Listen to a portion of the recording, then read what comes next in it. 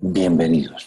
Soy Carlos José Jaramillo Gómez, internista, cardiólogo, profesor titular de la Facultad de Medicina de la Universidad de Antioquia.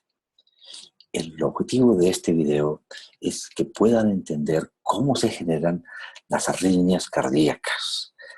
Aquí tienen ustedes las manifestaciones eléctricas de buena parte de las arritmias que vemos en la clínica, desde las manifestaciones en un corazón estructuralmente sano, como una taquicardia sinusal, o unas extrasístoles ventriculares, posiblemente en un corazón estructuralmente sano, o una taquicardia atrial multifocal, o una taquicardia generada por una reentrada nodal o a través de un asa anómalo en una taquicardia atrioventricular con movimiento circular ortodrómico, o un ritmo completamente irregular causado por una fibrilación auricular, o peor aún, la muerte de un paciente por una fibrilación ventricular que si no lo atendemos rápidamente y hacemos cardioversión, una desfibrilación, el paciente va a fallecer, una taquiarritmia supremamente rápida, una fibrilación auricular preexcitada, una taquicardia de complejos anchos sin onda P que nos obliga a reflexionar sobre su origen, un paciente con un flote atrial, un joven con una taquicardia ventricular que lo colapsa, una joven que por intento suicida desarrolla una torsade de Poinz, un paciente que empieza a tener trastornos de conducción auriculoventricular, un bloqueo auriculoventricular de segundo grado, un bloqueo auriculoventricular de tercer grado. Todas estas manifestaciones electrocardiográficas son manifestaciones de una situación clínica muy clara. Los pacientes nos consultan por estos síntomas y nos obligan a sospechar que detrás de ellos puede haber una alteración del ritmo cardíaco. Aquí tenemos pacientes que nos consultan por palpitaciones. Es una de las causas más frecuentes de consulta por trastornos del ritmo cardíaco, mareos, aún la sensación de que se va a perder el conocimiento, un presíncope, definitivamente la pérdida súbita del conocimiento con recuperación rápida de ella, la muerte súbita, sensación de fatiga, la fatigabilidad es fácil, la presencia de disnea y finalmente el dolor de pecho. Cualquiera de estas situaciones nos hacen sospechar seriamente que detrás de estos síntomas hay una alteración del ritmo. Este ejemplo nos pone a reflexionar de cómo un paciente de 85 años que viene presentando episodios presincopales vuelve a tener uno de ellos y podemos capturar lo que está ocurriendo y nos enfrentamos a que tiene una taquicardia muy rápida, 180 latidos por minuto para una persona de 85 años. Claramente lo puede llevar a un episodio sincopal. Y vean lo hermoso de cómo esta arritmia, esta taquicardia rítmica de complejos estrechos sin onda P fácilmente visible, después de una maniobra vagal se convierte en un ritmo sinusal lento en ese momento después del influjo vagal, pero que después de la maniobra vagal entra a un ritmo sinusal perfectamente identificable. Aquí vemos cómo ocurren las cosas en una jovencita de 24 años a quien se le hace un holter porque viene presentando periodos de palpitaciones muy frecuentes y esto nos hace sospechar de que podemos documentarla en un monitoreo de 24 horas. Veamos de una forma más cercana qué es lo que pasa en esta situación. Miren ustedes el ritmo sinusal lento en un momento en que tiene una frecuencia alta, pero claramente hay una onda P precediendo cada complejo, pero cómo en un determinado momento hace un trastorno del ritmo, veámoslo con más cercanía. Viene lento, el ritmo sinusal, se presenta una extrasístole supraventricular y se desencadena una taquicardia por reentrada nodal.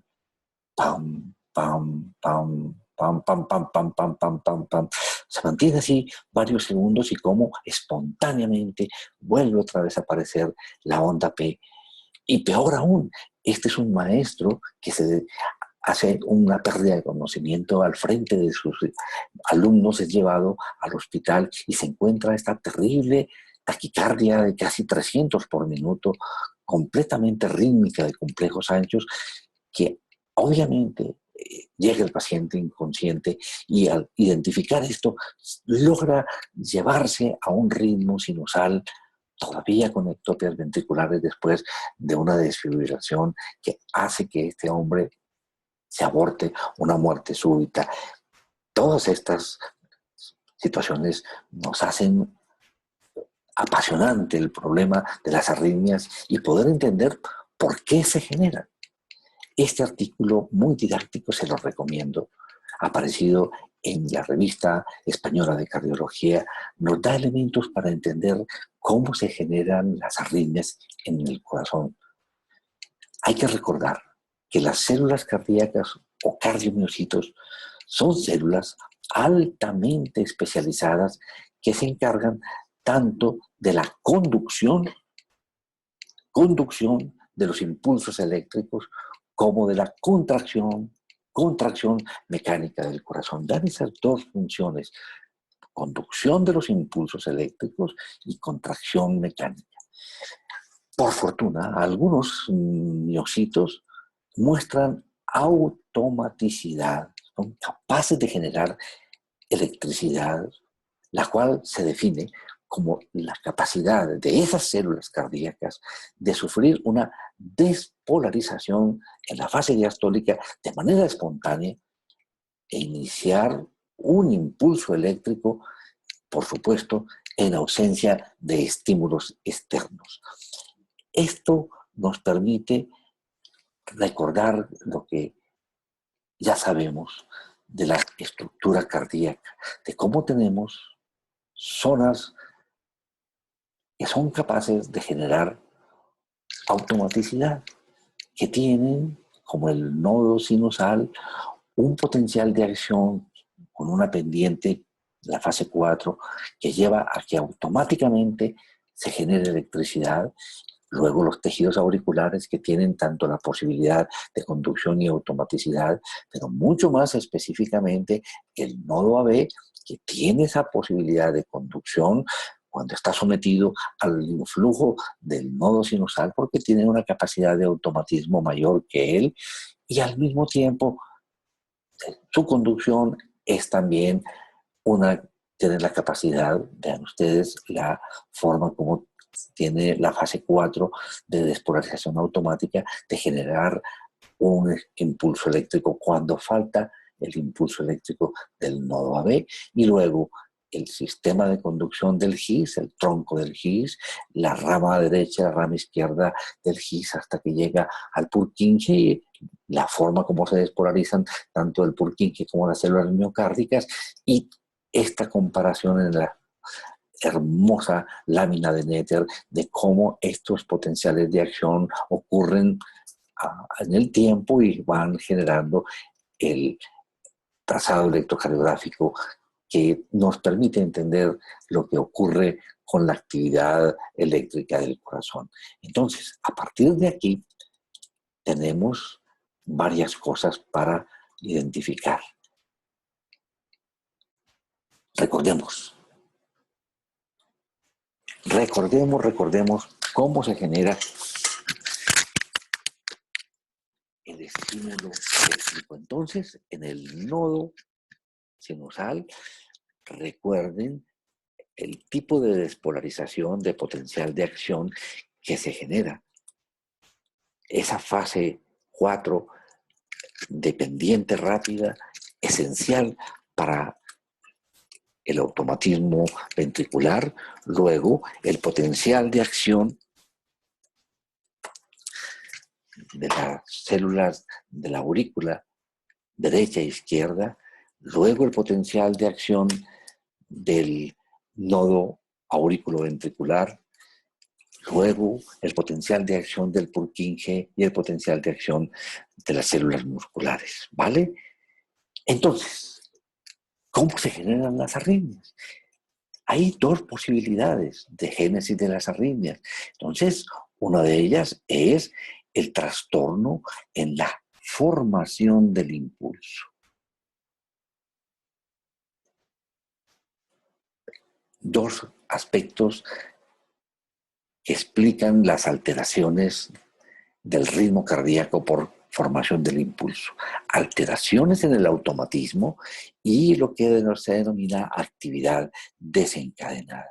O trastornos en la conducción del impulso. También, por supuesto, la combinación de ambos. En los trastornos de conducción del impulso vamos a analizar el fenómeno que explica muchas de las arritmias, que es el fenómeno de reentrada, que es la manera como se generan la mayor parte de las arritmias clínicas. Toca volver a recordar cómo el nodo sinusal y el nodo AB tiene esa capacidad de generar el automatismo gracias a que tienen un potencial de reposo menor, menos 60 milivoltios, y cómo espontáneamente se da esa despolarización al ir ingresando sodio a las células, llegar al potencial de 40 milivoltios y desencadenarse espontáneamente el potencial de acción que luego entra en la fase de recuperación. ¿Y cómo puede modificarse ese automatismo? Modificando la pendiente 4 gracias al estímulo simpático, que la hace mucho más pendiente y acelera la frecuencia cardíaca y el ritmo de disparo del nodo sinusal, o cómo se lentifica esa pendiente gracias al estímulo vagal o de la acetilcolina, que hace que se lentifique el disparo del nodo sinusal.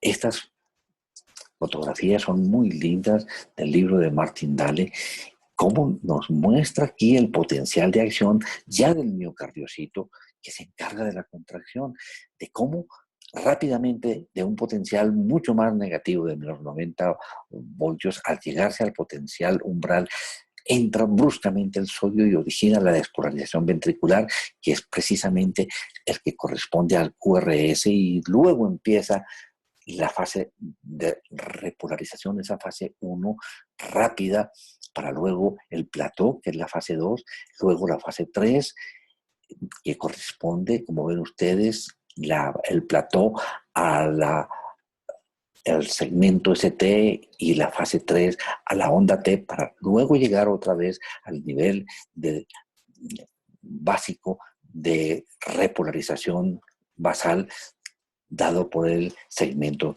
TQ. Esto nos vuelve otra vez a ubicar en la anatomía de todo el sistema de génesis del impulso eléctrico y de conducción: nodo sinusal, nodo AB, el tronco del His, la rama derecha, la rama izquierda del His, el Purkinje, ¿vale? Anatómicamente, vale la pena recordar dónde está ubicado el nodo sinusal, en toda la base donde llega la vena cava superior.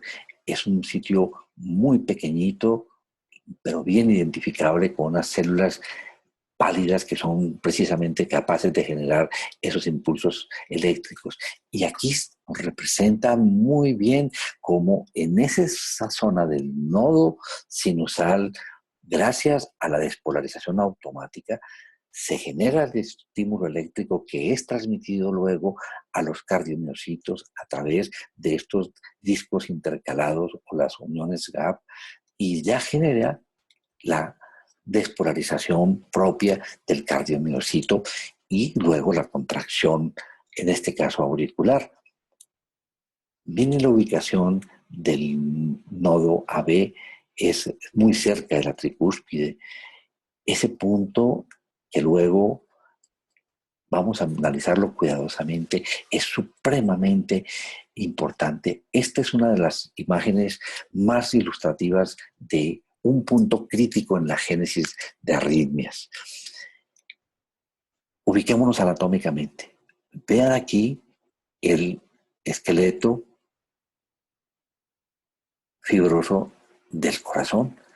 Ese esqueleto fibroso está alrededor de las válvulas mitral y tricúspide. Observen cómo ese esqueleto fibroso es penetrado exclusivamente por el GIS. Es el único punto de conexión normal entre la aurícula y el ventrículo.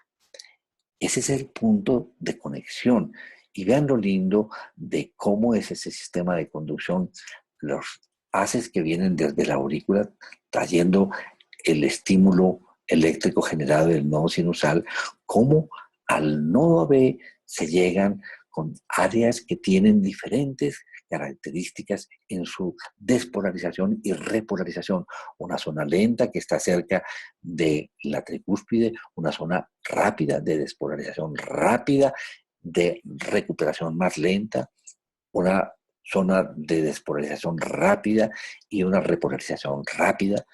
Y entonces a veces nos encontramos, como explicación de algunas de las arritmias, la aparición de unos haces anormales que perforan, que comunican la aurícula con el ventrículo, como el haz de Kent, que puede ser facilitador de algunas de las arritmias cardíacas, como vamos a observar.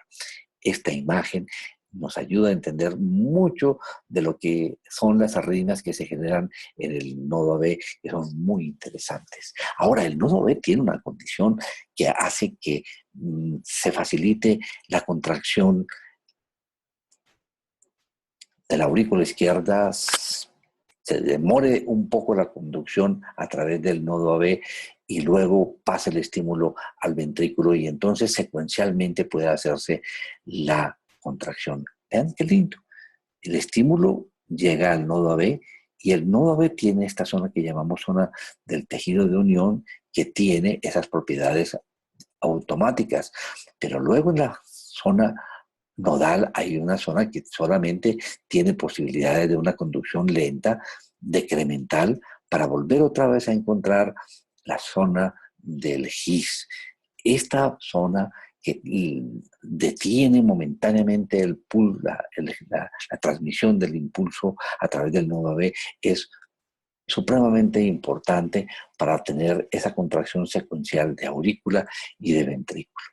Entonces, volvemos otra vez a mirar las diferentes maneras de generarse las arritmias.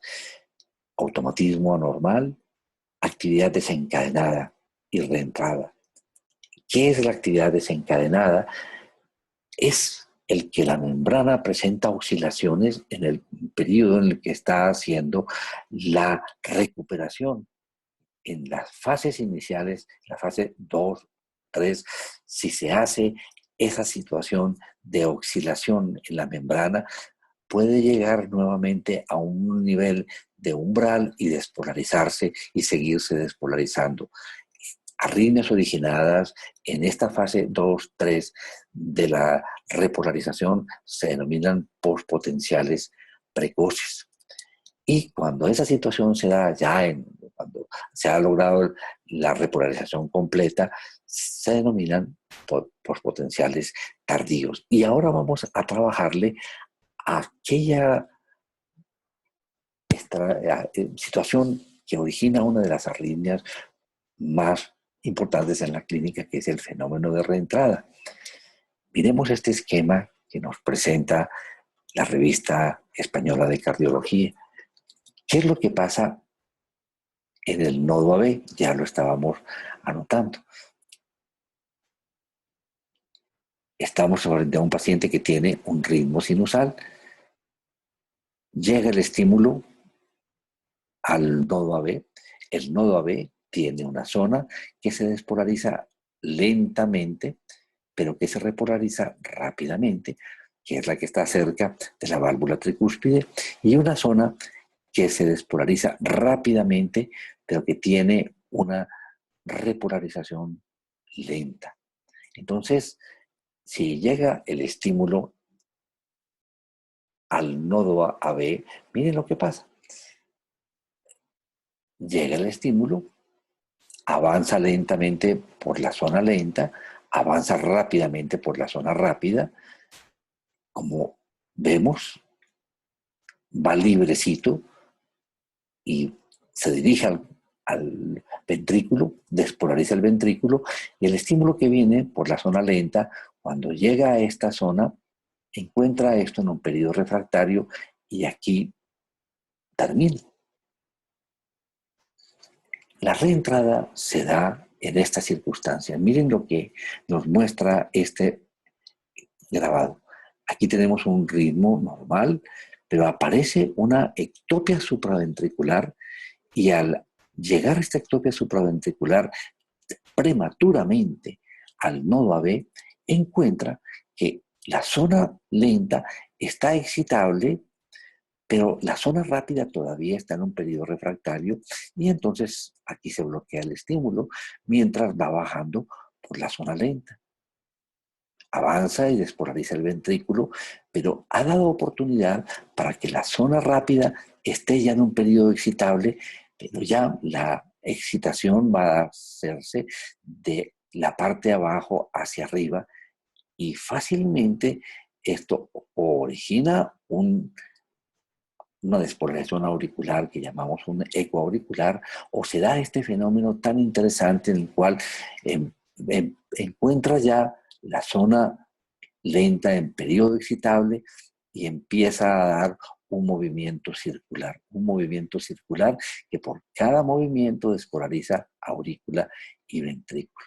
Entonces, esa es la forma como se genera esto que viene a una frecuencia normal, pam, pam, pam, pam, pam, pam, pam. Y ustedes observen cómo ya no se alcanza a ver aquí onda P, sino que por el contrario se alcanza a observar algo que no veíamos aquí. Miren en esta parte terminal, como una pequeña S, una pseudo S. Aquí está esa manifestación de la despolarización auricular en forma retrógrada. Vamos a tratar de explicar esto con otro esquema que de pronto mirándolo con diferentes esquemas lo entendemos más fácilmente. Miren qué bonito esta representación que nos va a hacer entender más fácilmente esto. Esto es lo que ocurre normalmente. Llega el estímulo eléctrico al nodo AB, avanza simultáneamente por la zona lenta y por la zona rápida. Claro, la vía de conducción rápida permite que avance el estímulo muy fácilmente, pasa al haz de His y se va al ventrículo y despolariza el ventrículo, simplemente y punto, terminó. Mientras tanto, el estímulo que venía bajando por la vía de conducción lenta encuentra esta zona ya en periodo refractario y aquí termina.